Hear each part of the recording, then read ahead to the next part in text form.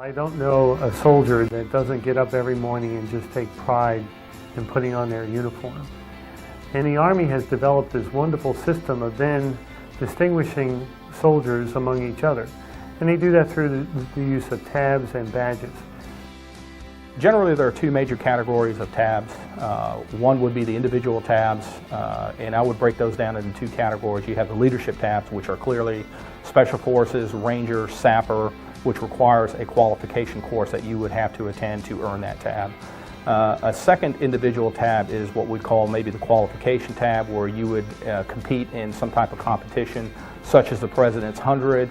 The second category of tab is what I would call the unit designation tab, such as Airborne, Mountain, Honor Guard. And those are authorized to be worn with a specific shoulder sleeve insignia representing the major mission of that unit. Every one of those tabs means you worked very hard and very diligently to meet all the qualifications that go with it. When I see a soldier wearing a tab, whether it be a individual tab or a unit tab, it identifies to me that soldier has special skills or belonging to a unit that has a very unique and special mission.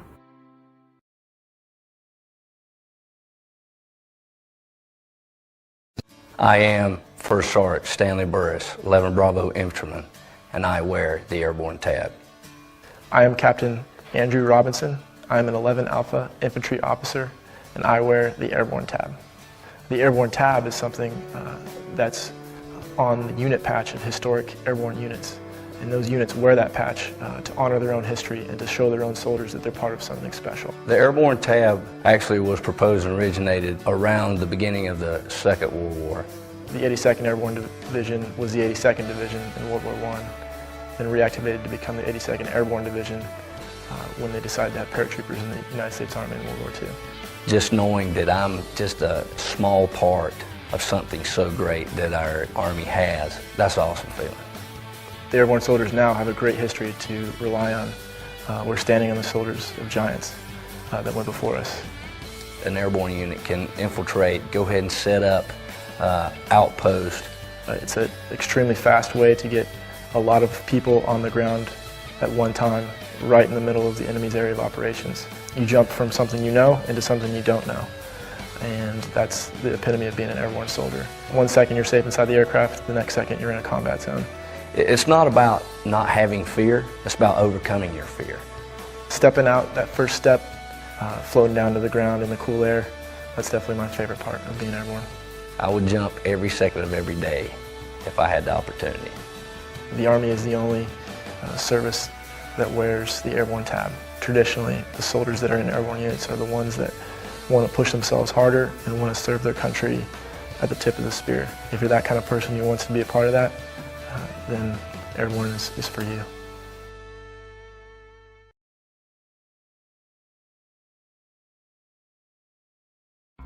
I'm Command Sergeant Major Jeffrey Stitzel. I'm an infantryman, and I have the Honor Guard tab. Private First Class Francisco Jimenez, 11 Bravo Infantry. I have the Honor Guard tab.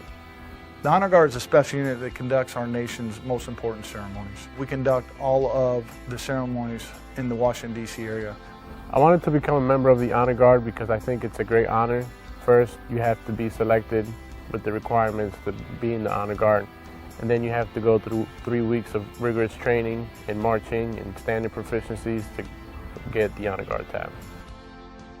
A soldier that wears the Honor Guard tab, it really says, I understand how to put my uniform together. I'm a disciplinarian, I'm a perfectionist, and I understand and can execute drill and ceremony better than anybody in the United States Army.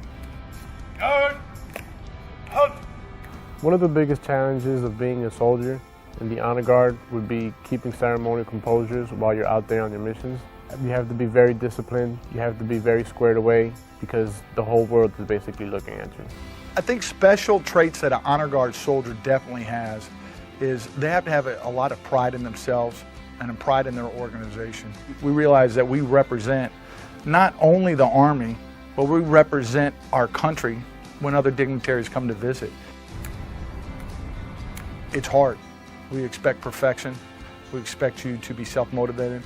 We expect you to be self-critical. I want you to go try out to the specialty platoon, whether it's the Tomb of the Unknown Soldier, our nation's foremost color guard, the drill team, the Presidential Salute Gun Battery, and Caisson.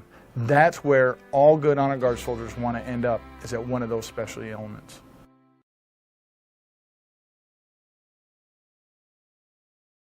I'm First Sergeant Philip Lee Harrison. I'm a 19 Delta, and I wear the Mountain Tab. I'm Staff Sergeant Michael Bogdan. I'm a 19 Delta Cavalry Scout, and I wear the Mountain Tab.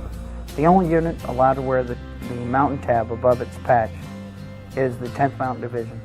The history behind the 10th Mountain Division is unique. No other unit has been able to fight mountain warfare with the effectiveness as the 10th Mountain Division.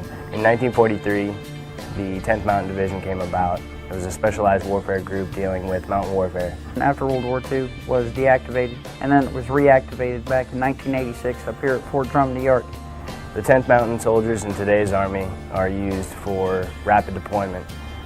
Due to our light infantry division status, we are able to quickly deploy anywhere in the world. Boots on the ground is our main effectiveness in today's battle. We can get there quickly and we can overwhelm the opposition.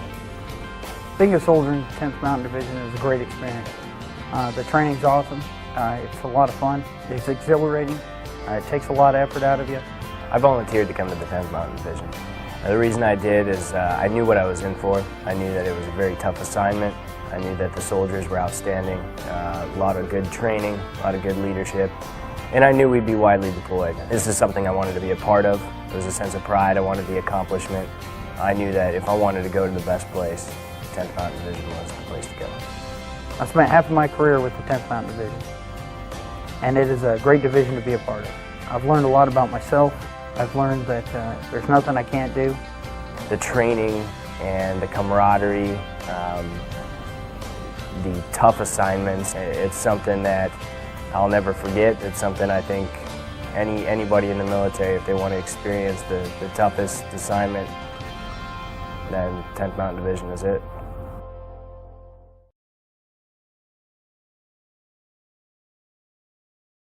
I'm Sergeant First Class Lance Dement. I'm an 11 Bravo, and I have the President's 100 Tab.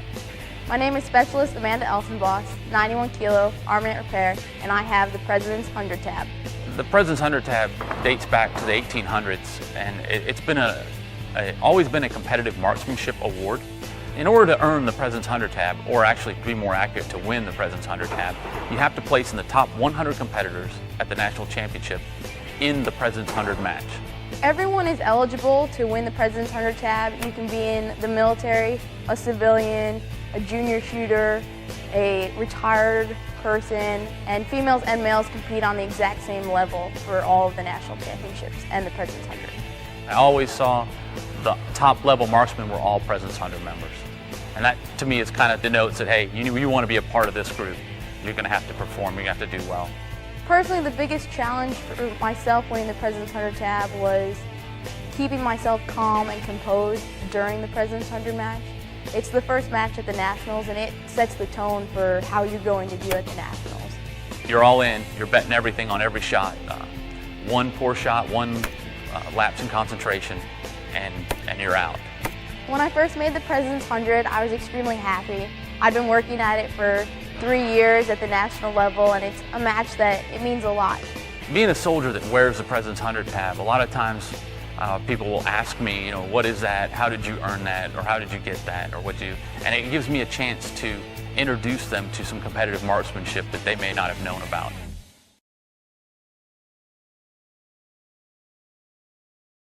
I am Second Lieutenant Joseph Wingelmeyer. I am an infantry officer, and I have the Ranger Tab. My name is Sergeant First Class Michael Dean. I'm an 11 Bravo, and I have the Ranger Tab. Prior to the Korean War, to emulate the commandos in Great Britain, General Darby put together an elite group of infantrymen and declared them the Rangers as a homage to Rogers Rangers in the Revolutionary period. The Ranger School started back in the 50s. The first Ranger company, or the first Ranger training school, actually graduated in 1952. The things that you learn in Ranger School are small unit operations, starting at the squad level up to the platoon level. You'll learn the orders process, you'll learn raids, ambushes, but most importantly, you'll learn leadership skills from individual traits or individual skills all the way up to platoon level skills that are going to help you in combat. Everyone knows how hard it is. Everyone knows how tough it is. You have instant credibility. You never have to do anything but show your left shoulder to anyone who asks, you know, are you qualified to be a leader of infantrymen? Because it is the premier leadership school in the United States Army. Ranger School took me out of my comfort level, and then it proved to me that I can handle it, and it actually extended my comfort level to a greater spectrum. Just finding out how far you can be pushed and still excel and still do your job. To earn the Ranger tab, basically it only takes heart. You just have to have the heart to go, you have the heart to stay with it, you have to have the heart to complete it. It's all about not quitting. All it takes is a mindset to just never quit. Being a Ranger is being a part of a brotherhood. It's a tight-knit community. It's almost like having an extended family away from home, especially when you are away from home, deployed in combat. It's an automatic in. You automatically share stories, and you know, hey, this guy's probably got my back. He's been to Ranger School. As a soldier, there's no better insurance than having a leader with a Ranger tab.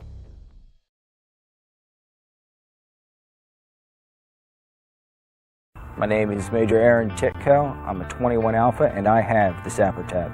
I am Captain French Pope. I am a 21 Alpha combat engineer, and I have the Sapper tab. The term sapper comes from back in medieval times when people would dig trenches in order to get artillery close to castles in order for them to destroy those fortifications. The trenches that were dug were called saps, and they were dug by people that were called sappers. Those were the first combat engineers.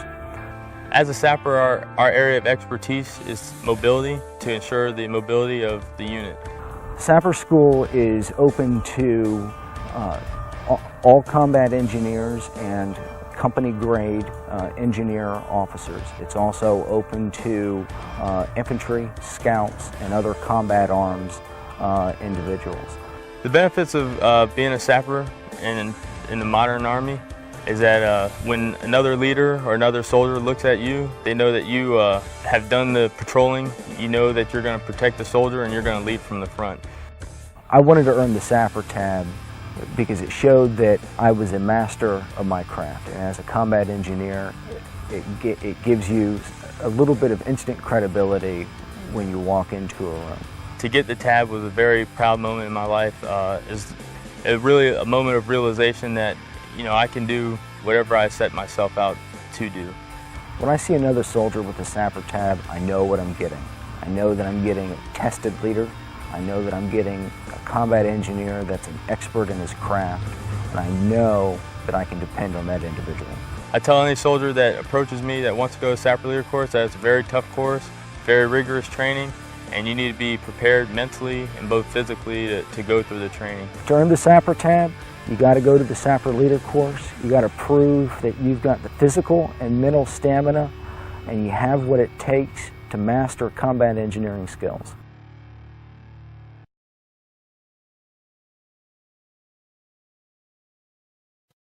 I am Command Sergeant Major J.R. Stiegel, and I have the Special Forces tab. My name is Master Sergeant John Matson. I'm an 18 Zulu, and I have the Special Forces tab. Well, Special Forces were a unique development coming out of World War II. The Office of Strategic Services employed teams behind enemy lines to train partisans to fight against the Germans in France and against the fascist Italians in North Italy.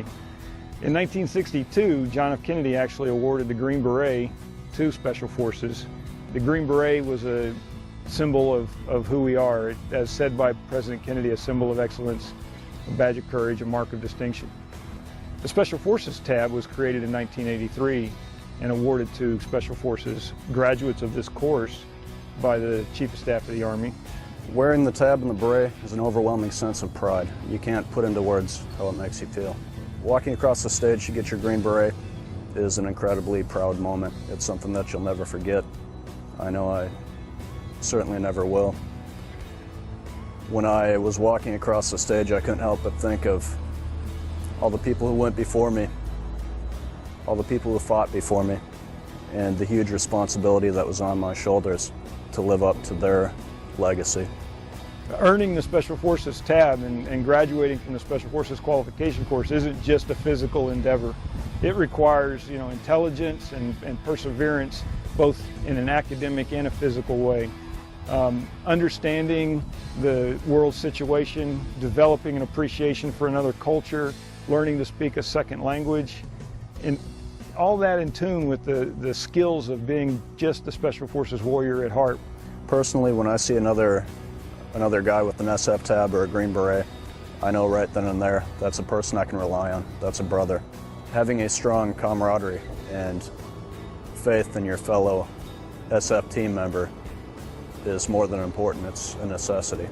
Anybody who wants to be part of something bigger than themselves, who is truly interested in serving their nation every day, who will get the opportunity to visit foreign lands and experience a life of adventure, should understand that Special Forces is the role, the job for them.